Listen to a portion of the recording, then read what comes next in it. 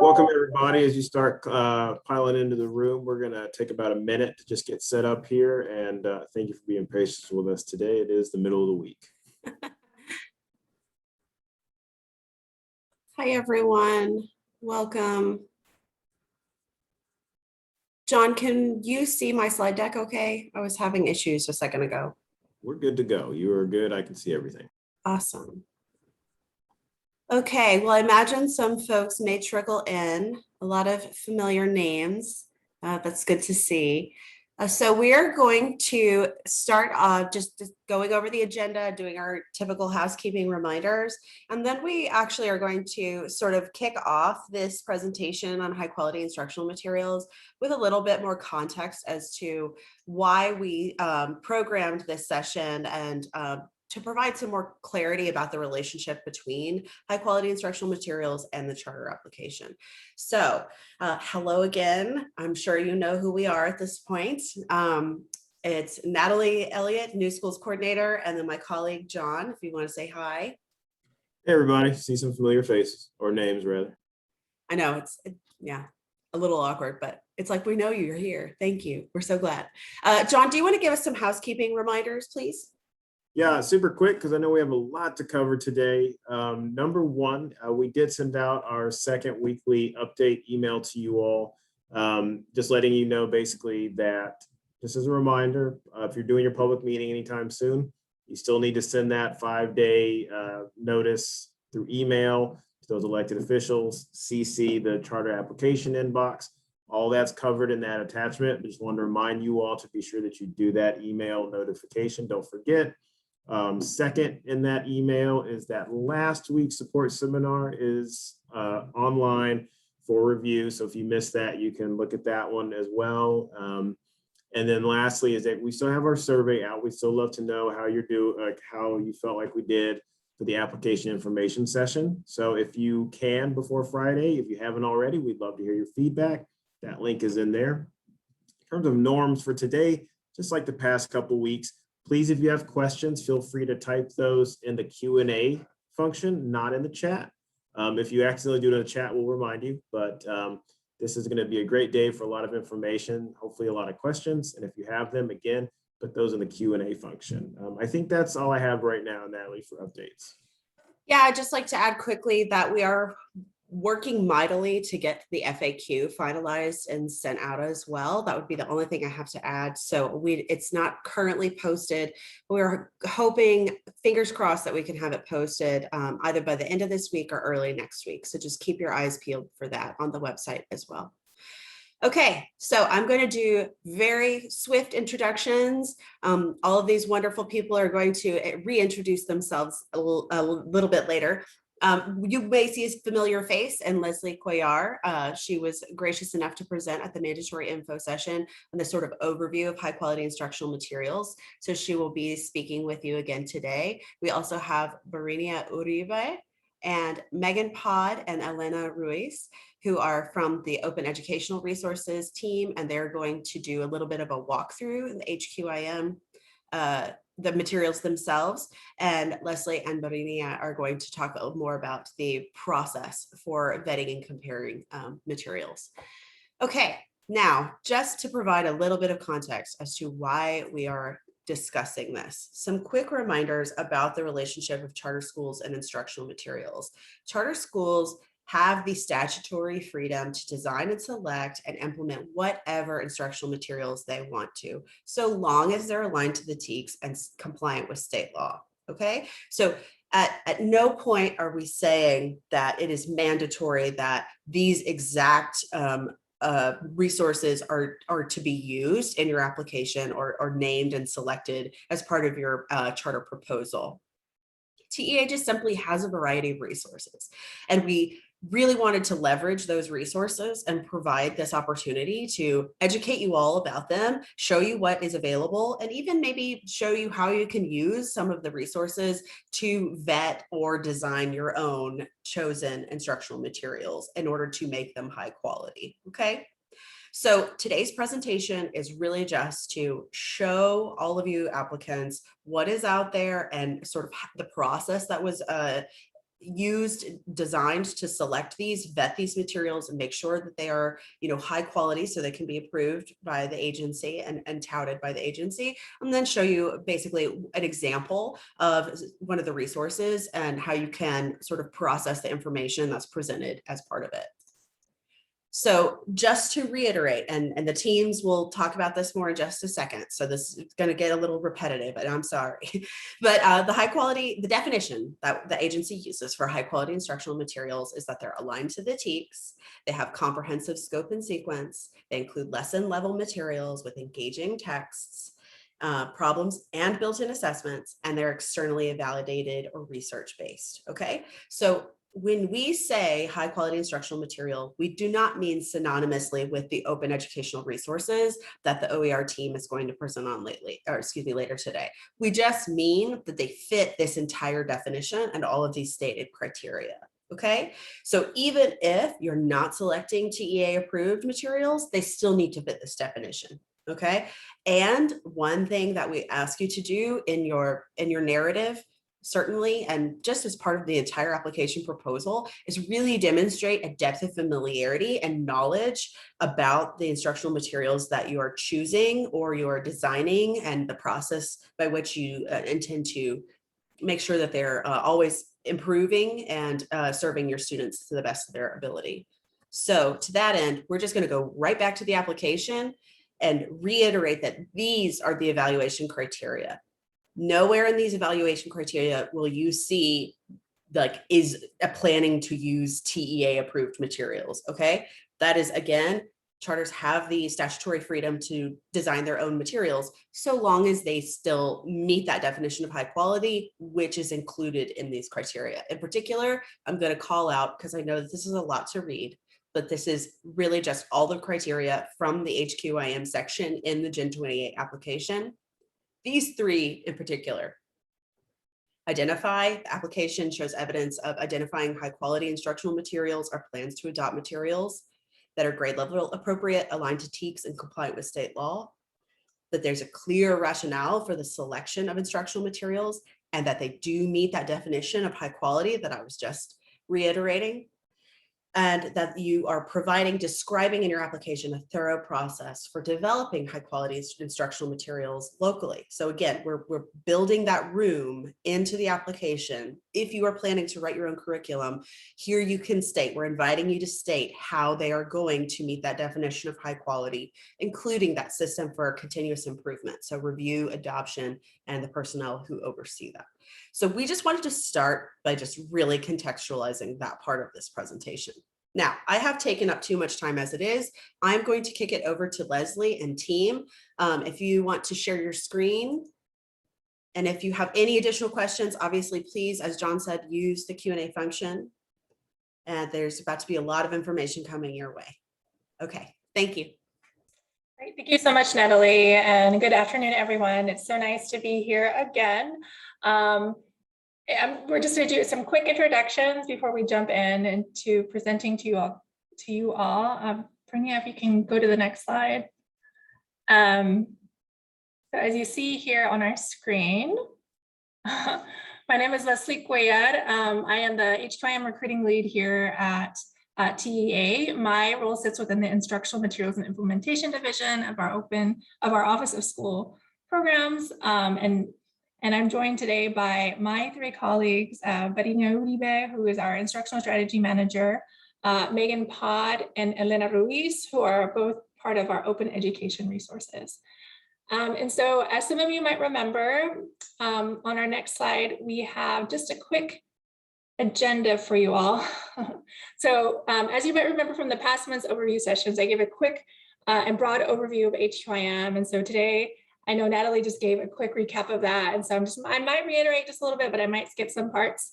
And then our next point is our team will then walk you through our TRR resources that are on our texasresourcereview.org website to help you determine which materials are best suited for your charter. Our OER team will then walk you through one of our OER products, which is Amplify K-5, and then we will open it up for some Q&A for you all. So just to give you a quick recap, and I might just go through this really quickly, as Natalie just gave a really great overview of what are high quality instructional materials.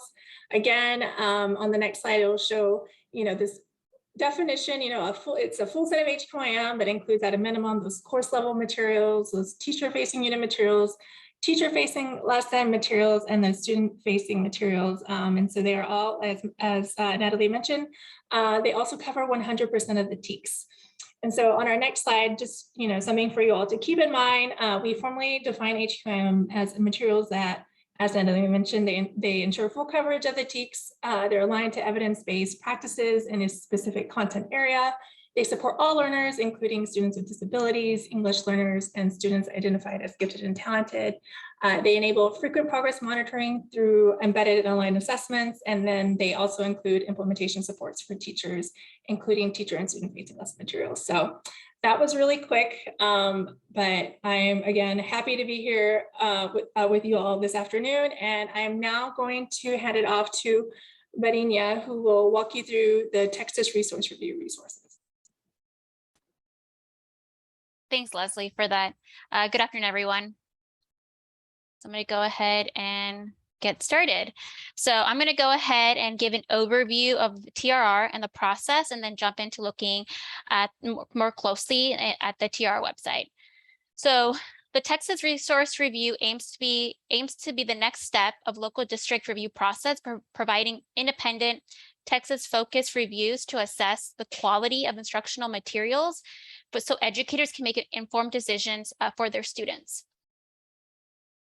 So with that, the process begins with developing a quality rubric. The quality rubric is developed by Texas educators and content experts, and is aligned to the TEKS, the ELPS, and other TA initiatives. So during this phase, TA shares the drafted rubrics and seeks feedback from different stakeholders. This rubric development process takes 5 to 6 months, and at the same time, TA is advertising the upcoming cycle, so interested publishers during this phase.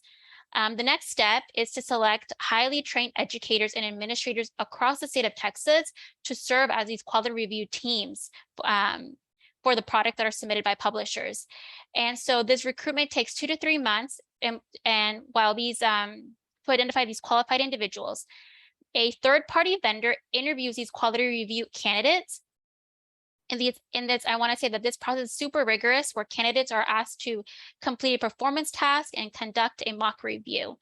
At the same time, TEA is selecting programs to participate in the review cycle. Programs can be selected to participate because, one, the program is an SBOE adopted program. It was requested by 10% of Texas districts, or the publisher submitted the application to participate. Going through this as an extra measure of verification, the ESC staff review the quality of the evidence scores and in the reports. Publishers also review the reports and have an opportunity to appeal the results by offering either new content or providing additional information for a potential re-review of certain indicators on the rubric. The quality team reviews the publisher appeals and information to complete the reviews and finalize these reports that will be published on the TRR website. And once they are ready, they are published, and it gives you a breakdown of the material scored in each section of the rubric and evidence gathered by the reviewers, which we'll see in a second. So once that the materials are determined to go through the Texas Review Resource process, all materials go through the SBOE's established process for determining coverage of the TEKS and the ELPS. This portion of the review is conducted separately from the quality review managed by TA. Then the quality reviewers use the quality rubrics to evaluate the materials that go through TRR. And once again, this takes about the 4 months, and then you can see that the results are published, and this is what it would look like. And we're going to dive into a little more of the rubric. So this is the website, as Leslie mentioned. I know she's talked to you a little bit about in the past, the texasresourcereview.org. So as you can see, the TRR website gives users a way to understand the quality of instructional materials by providing information in a more digestible format. So it provides information in various ways to support the local selection teams in their process. When you first bring up these reports, you will see a view in which the selection scores are visible for all the products.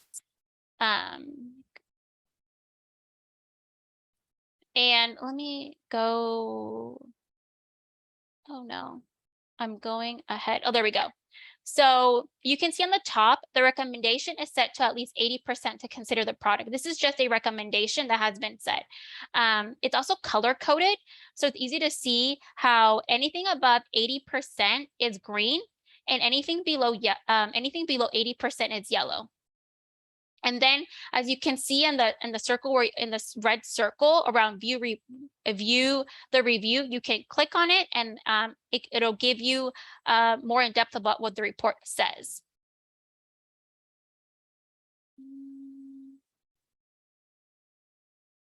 There we go. So with that, you click the product to review. It provides more details, and it gives you an option to download the full review and see how that rubric was used. And as you can see, at the percentage, it gives you the TEKS covered for student materials. And once again, that is set by the SBOE, not the TRR process. So with that, you'll see summary reports, and you can see grade band summaries to see an overview of products within the vertical program. So for example, in this product here, you can see a kindergarten to second grade summary. So it gives you the alignment piece of it, so you're able to see vertically how are they similar and how are they different. And it's broken down also by section, so you can that information is provided to you in one place.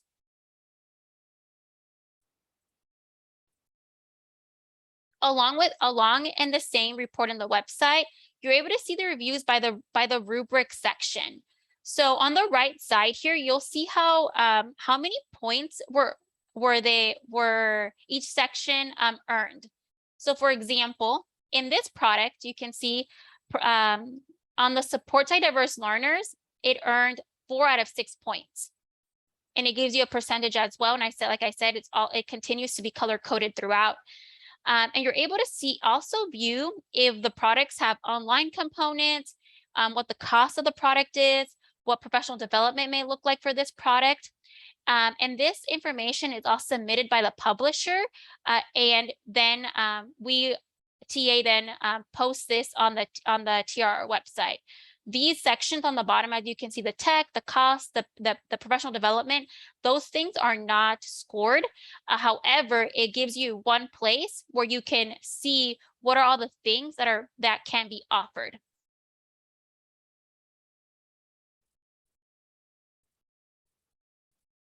And then as you keep going to those reports, you can see an indicator level summary. You can see the score is once again on the top, and you can see an overview of the strengths and the weaknesses for each section. So it gives you a summary.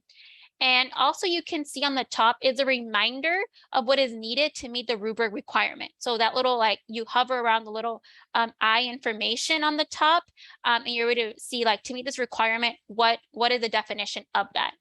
And as well, you were able to find a link to see the quality review evidence. As I mentioned, in the 4 months that the reviewers review the products, they capture all the evidence, and it looks like this, where you can dig deeper and see the evidence of why the product was scored the way it was. And this is just a snip. So once you go to the TRR website, you can see the PDF report. And this is a big part of what reviewers do to ensure that there's ample evidence for the score that was provided. And feel free to definitely continue to look at the TRR website. It has definitely a lot of information. And I hope that this was helpful as you select instructional materials for educators, students, and families.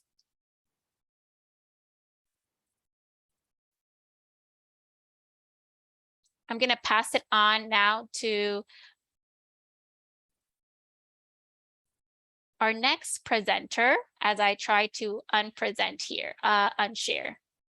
There we go.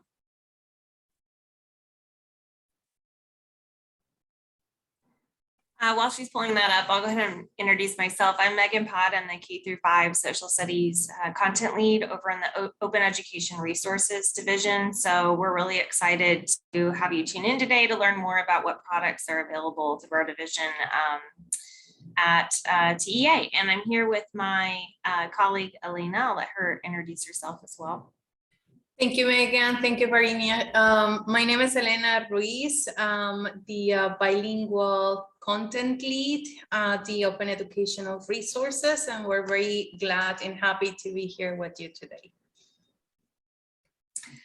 So for starters, on the first slide, we wanted to kind of back up and make sure that the foundation of information is laid out for you as far as OER goes. So it is in Texas statute. It is a law that we will have open education resources, meaning they are open to the public, they're open domain.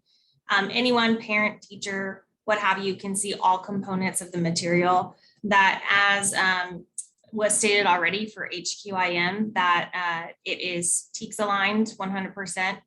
And that these, whenever we contract out for the state to either buy or develop these through vendors, part of the contract negotiation has to be that we have unlimited authority to modify, delete, combine, or add content. So what that means for you is that this is something that will be available in perpetuity, that you can customize for your local charter school in this case. You can use as a supplemental if you choose to, but all of our OER products are HQIM. But as Natalie was saying before, not all HQIM is necessarily OER. So it sounds like you guys have a lot of options to choose from. So we are here to just introduce you to all of the products that we have on offer via TEA and through the statute. So next slide. Sorry, I had to go back. You're good. So on this slide, you can actually see the list of all the products that we offer. There's math at different grade levels, there's RLA at different grade levels, there's science, there is a social studies product, hence me, I'm the social studies content lead, that is in development, but it's not, it hasn't had a public release yet, but stay tuned on that. Eventually, we will also have an integrated product which integrates RLA, science, and social studies. So there's a lot in the works, but to give you more of a, we heard you wanted a little bit more of like what these products look like. So we chose for you the 1, 2, 3, 4th one down where it says RLA K-5. That's Amplified Texas Elementary Literacy Program. So you might hear me start referring to it during the rest of this presentation as Texas ELP. That's sort of the nickname. I know there's so many acronyms in education, it's crazy, but I'm going to give you one more today. And it is available in both English and Spanish. So if you're interested in doing a bilingual program, know that as well. And it's not just a direct translation, it's been trans-adapted so that all of the, well, I'll get to the specifics of the program in a minute, but that is the product that we're going to kind of do a deeper dive on, but still not overwhelm you with today. But you'll leave here with the resources that you need to look at all of the materials in detail at your leisure. The last thing I want to point out about this slide is you'll see the edition 1, edition 2.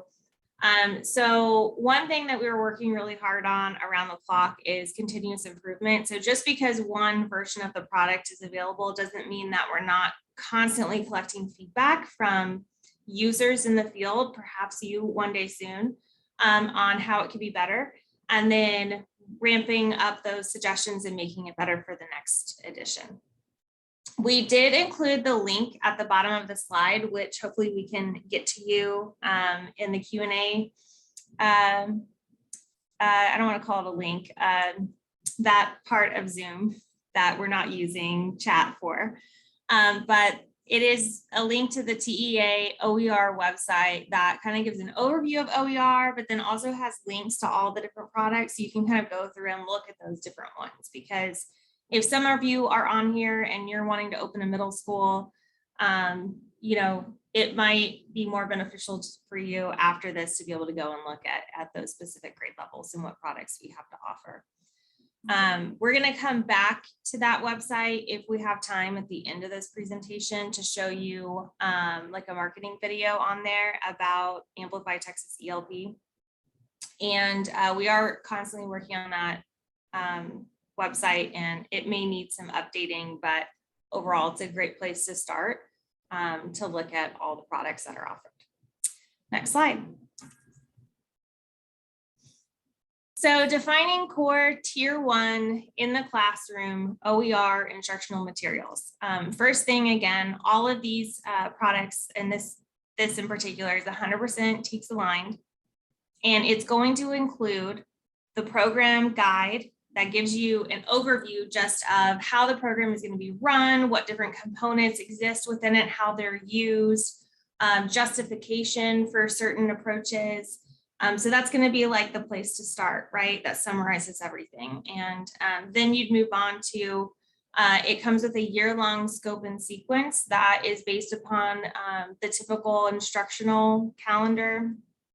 Again, in continuous improvement, we're working on making 2 different pathways so that depending on if your campus is going to be doing the ADSI program into summer or extended school year in some other way, starting early, that you'll still have that applicable scope and sequence to implement.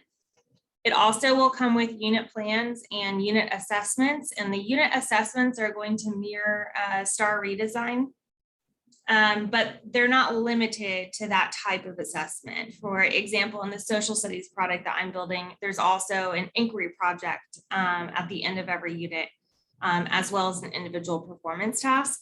So it's a balance of those authentic assessments and the better STAAR Redesign with all the writing and complex text that goes with that. Then you also are going to have daily lesson plans along with formative assessments. So that might look like exit tickets and just how to analyze those and use them to provide just-in-time interventions. And lastly, content-specific resources for teachers. We can go ahead and move on. Okay, so this is a T-chart, if you will. We're on the left side, the blue side, that's with materials not aligned with research, and on the right is the orange side, and that is a list of ways that these materials in OER are aligned to both research and the STAAR Redesign. So at the top of the orange section, it talks about knowledge building. So in our materials, we have really stuck with this really good research that tells us that we build stronger reading comprehension when students, yes, have basic phonics skills, but 2, they have strong background knowledge. So they can access that information to be able to comprehend the complex text that they're reading. You may or may not have heard of the baseball story. It was a research study where they put a baseball text in front of kids, and the kids who knew a lot about baseball generally, this is an overgeneralization, don't hold me to this, but they did better at reading comprehension, even though many of them had what we would call not strong reading skills. But because they had that background knowledge, they were able to access that text. So throughout the product that I'm showing you today in RLA, there are knowledge building themes, both in science and history, to help students just gain as much information as they can from a young age. And then the last 3 bullet points are showing how this product is aligned with STAAR Redesign. So in the new STAAR, the reading passages are going to be pulled from science topics and historical topics. And so by having that cross-curricular content, it's preparing them for that as well. We're also ensuring that that tier 1 in the classroom instruction for all kids is at or above grade level text, and that text is definitively complex. And so in the video that we're going to show you later, you might hear people saying like, it's a really rigorous program, right? And so it is challenging, but we need to expose all kids to those complex texts and save the individualized types of interventions for tier 2 and tier 3 instruction. And lastly, you're going to see in the product lots of writing and use of text evidence in their responses, which also mirrors the STAAR design.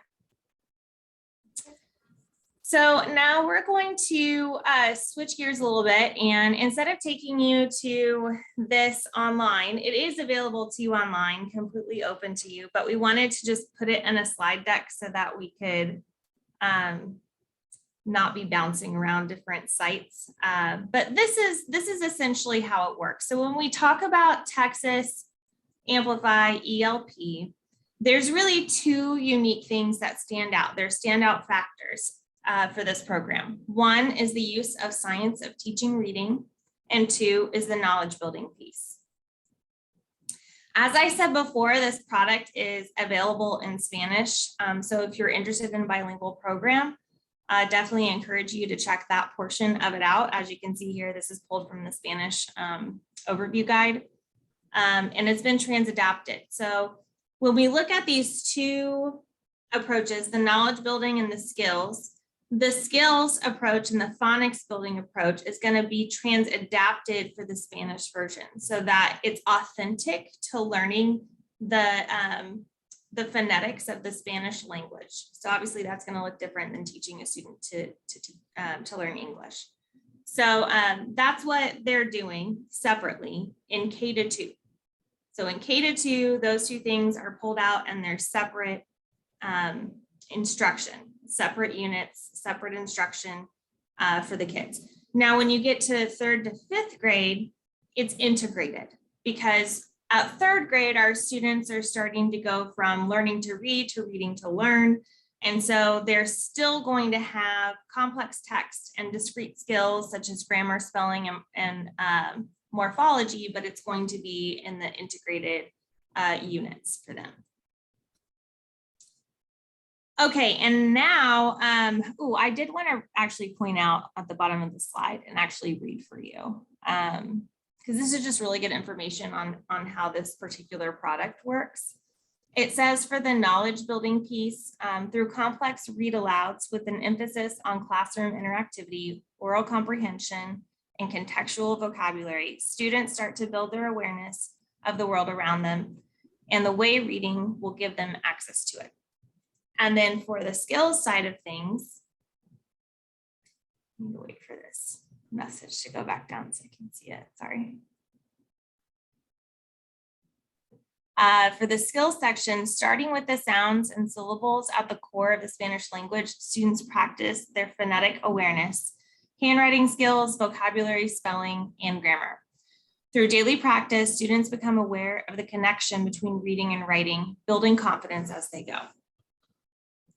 So by doing this 2-part approach at the younger elementary grade levels of K-2, we're really going to see stronger results in terms of getting to that higher level of reading comprehension by the time that they're in 3rd grade. And then we can just keep working on it from there.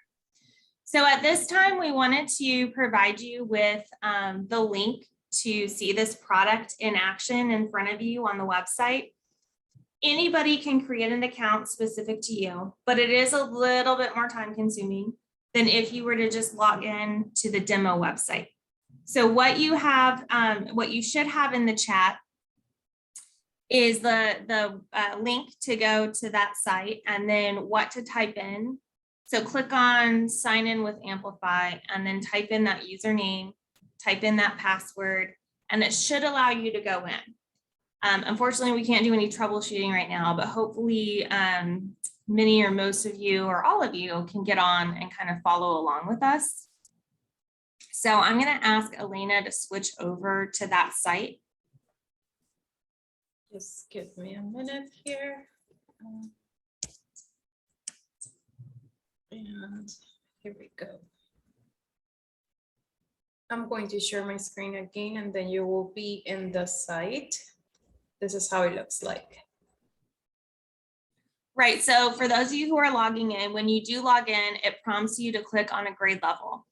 So I'm going to take us into first grade. I think Elena may already be there. Okay.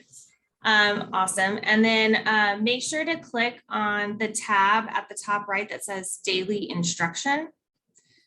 And then as you scroll down, you'll see the skills lessons, but then past that, you'll see the knowledge building units that are offered. And here you can see how knowledge building units are separated out. And we have literacy themes such as stories and fables. We have scientific themes such as the human body. And we also have historical themes such as the early American civilizations. Just to kind of get an idea of what sort of knowledge building is in this first grade program. Okay. I would like to add something else, Megan. What in this website, you will be able to navigate between English and Spanish. So just by clicking this button here, everything that it's available in English will be available in Spanish. Perfect, thank you. And yes, just to reemphasize with OER in general, not only is the Spanish version available for you, but also the English version. But being an OER product, every single component is immediately fully available to you. And the only reason we don't call it free is because if you want to print it, you still have the paper printing, right? But otherwise, it is completely open to anyone who wants to use it. So now we're going to switch gears and just briefly show you that integrated approach at the upper grade levels. So if we can go into the 5th grade, so if you go to the top left where it says the grade 1 icon, when you click on it, other grade levels like you see on Elena's screen pop up. So if you click on 5th grade, and again, make sure you're in the daily instructions tab. If you start scrolling down, you'll see the different knowledge building unit examples here too, under the themes of literacy, science, and history. So again, I'm going to repeat that in the upper grade levels, meaning 3rd to 5th grade, knowledge and skill strands integrate. So units of study cover both the complex text and the discrete skills, such as grammar, spelling, and morphology. We encourage you to explore and learn more on your own.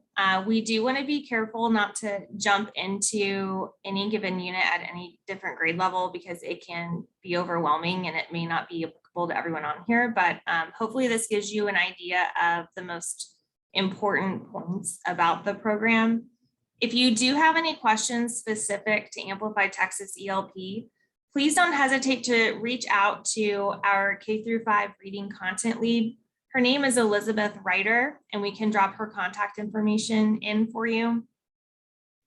She is the one who's developing and in continuous improvement for this specific product. And then Elena will be helping with any further continuous improvement for the Spanish version as well. So she will be a great resource for you to reach out to. And then stepping away from that particular product, if you have any questions about any of the products that OER has, like any of those on the TEA website under OER, also don't hesitate to reach out to Open Education Resources at tea.texas.gov, which I can see that Leslie has dropped into the chat. We do check that frequently. So if you're wanting, as you go through the different tabs on the TEA website to learn more about those OER products and you have questions, do feel free to reach out to our division and we'll get you to the right person. And I think we do have time, we're now going to go back to the PowerPoint and show you a video that is on our OER website. And it is specific to the K-5 Amplify Texas ELP program. And this will maybe just give you an opportunity to see and hear from people in the field who are using it, what they have to say about it, and might just give you some further insights and questions that you may have. So.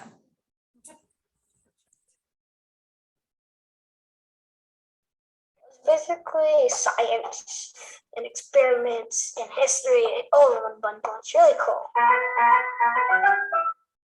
Here's a program that can address, foundational skills. It's got a content knowledge, and it's going to work for your EL students as well. It was all about marrying this idea that students aren't proficient readers with what we know about the science of reading. And we know what works. There's this thing called Scarborough's Road. Basically what it means is that students need lots of language and background knowledge and vocabulary to bring to texts as they read them. And students need to understand how to unlock the code in the text. And when you put these two things together, students develop as proficient readers. So you'll see our program in these two strands, just like Scarborough's Road. The building of background knowledge for our students is so incredibly important because it does open a whole other world to our kids. And when we deliver those read alouds in that knowledge strand, kids get so excited. They feel like scientists and historians. Today to talk about the invention of the clock. The inclusion of the knowledge piece is so important. And I think that's the one thing that we're really finding the payoff. I felt like we underestimated our kids. Amplify does with a lot of rigor.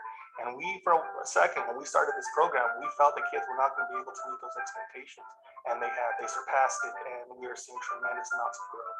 The second strand is called the skills strand, and that strand helps kids develop as proficient readers. It's very sequential, systematic, right? And helps students build from their knowledge and how to learn to read from K to first to second. They're able to put together all the skills that they've learned throughout their time here with us. And then once those skills come together, we see the impact in students' reading scores. Good, the sound is ow. Everyone say ow. I had spent 12 hours a day trying to come up with curriculum, and the Amplify has all these pieces already there for you. Just being that you see the building of the confidence within kids. It meets the needs of the socioeconomically disadvantaged kids. It meets the needs of EL kids. It meets the needs of all kids. Awesome. It's awesome.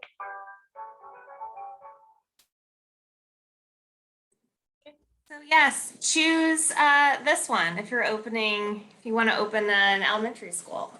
Very proud of that product. And again, we'll have more available for y'all soon. And I guess at this time, I will pass it on back to Natalie to close out. Yes, thank you so much for that walkthrough. Really appreciate it. We do have a couple of questions in the chat that I just would like to draw to your attention. One is about OER fitting the requirements of HQIM, just confirming that. Okay. Yes, it does. And it does go through, all of our products go through the review process before the board. And so the board can see that it meets all of those requirements of HQIM. Great, thank you. And then last year, I think you spoke to this a little bit when you provided the login for the demo version, but last year applicants had a little bit of trouble accessing some of the OERs because they're obviously not districts that exist yet. And it was like they were being prompted to log in as parents or register as parents or a district. And I was just wondering, is that interface the same? Is there some login information that they should know in order to demo the OERs available? Can you all speak to that? Yeah, I mean, specific to the ELP product, I know that it can take a while to get logged in and you might have to contact somebody, but I think the best bet here is just to, that's an example of reach out to Open Education Resources at tea.texas.gov, and then we can get you to the content lead in charge of that content area product, and they'll know how best to get you linked up, and I'm sure that we can arrange for that. Okay, great. I'm going to put that email in response to the question so it'll appear in the Q&A. And again, we are holding on to all of these resources that these teams have shared, and we'll be getting the presentations from them to post with the video. So please reach out if you've missed any of these contacts. We can definitely point you to their direction again. And I saw some hands raised in the among the attendees, and I just wanted to say we absolutely have time to answer your questions, but we really request that you use the Q&A function. So please enter any questions that y'all may have in the Q&A function, and our folks here are going to be happy to answer them.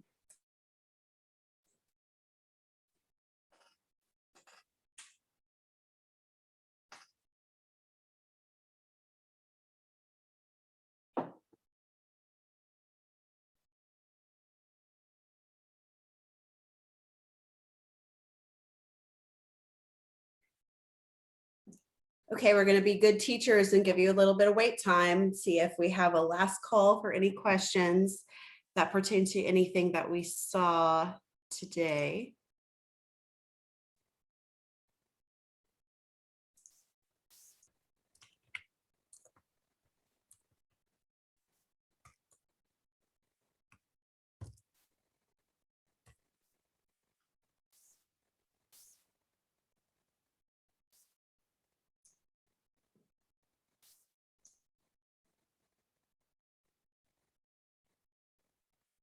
Okay.